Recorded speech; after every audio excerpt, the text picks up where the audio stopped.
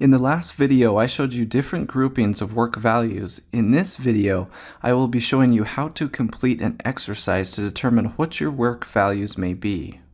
So how do you determine what your top work values are? Attached is a worksheet titled Determining Your Work Values. Here is this worksheet that we're looking at right now, and as you can see, there are several different work values listed up here. Here you can see achievement, independence, recognition, relationships, support, and working conditions. These were covered in the last video, but you can also see that there is an explanation next to these terms. It will be helpful to look at these descriptions and refer to these descriptions for this exercise. Now the exercise, down here, you will see this exercise described. This exercise will help you to discover what your top work values are, and what you do is put an X or a check mark next to one of these two boxes here. Only one of these will be selected. Again, this exercise helps you to determine your work values as relating to a career. It is important to pin down what values are important to you before selecting a career, or else you may not be satisfied. Values can be just as important when choosing a career as understanding your interests and personality. Try to work quickly through this activity and do not think too much about the pairing. Just choose what comes to your mind first. Again, you will choose one of these two options. This one or this one. Achievement or independence. Support or working conditions. Recognition or achievement. You would choose one of these two. And in this box here, this is where you put the check mark. Just select one. So you would look at this and see achievement or independence. You will decide on what you value more with these two. Do you value achievement or a feeling of accomplishment? Or do you value independence more? If you value achievement over independence, you would put a check mark next to the achievement here. You would go through all of these pairings and choose one over the other.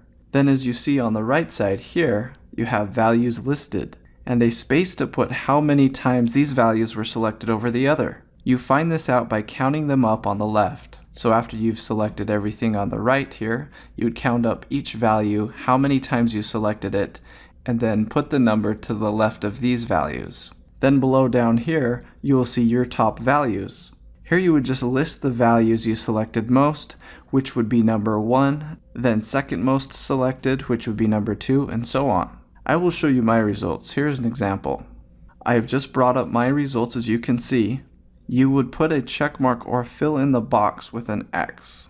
So here you can see I have selected one of the two here. Just put an X to whatever work value you choose over the other next to the value that matters more to you. As you can see with this example, achievement was selected more. So here you can see achievement is top. Then independence with 4 selections. Then relationships with 3, and so on.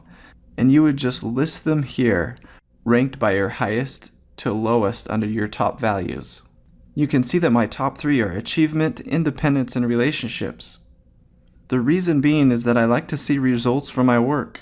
Achievement is important to me. If I do not see results from my work, I feel stagnant, even if I know I am working. Achievement allows me to use my abilities to produce results. Achievement also allows me to use my unique talents and interests to achieve objectives, as well as your unique talents and interests. And it allows you to use your unique talents and interests, if achievement was one of your top values. Another thing about achievement is that it allows me to gain a feeling of accomplishment. I have a hard time working on something that doesn't produce results, or if the results are too delayed. Next, independence is something I value. This didn't used to be important to me, but now it is. I have worked in occupations where state and federal funding was severely diminished and limited, and this resulted in work environments that were very micromanaging. You had to get approval for every little thing and had so many policies and procedures to follow that I felt there was no room for employees' decision making. As a result of my experience, independence is second now, and something I value a lot. I feel way too cramped if I would have a hovering boss or strict procedures telling me what to do instead of making my own decisions. As you can see, my third value is relationships.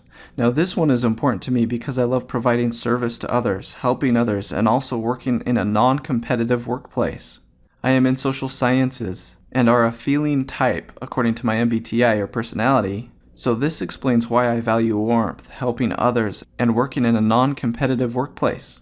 You will see that support and recognition is not as important to me as the others. Recognition or finding prestigious careers and making my name well known is not as important to me. I just do not really care about that too much. Also, support, which shows at number 1, only one selection, would be higher on the list when I graduated with my master's and started working in my professional career. That is when I would value support and having supportive management to train and help me to acquire skills needed for the job.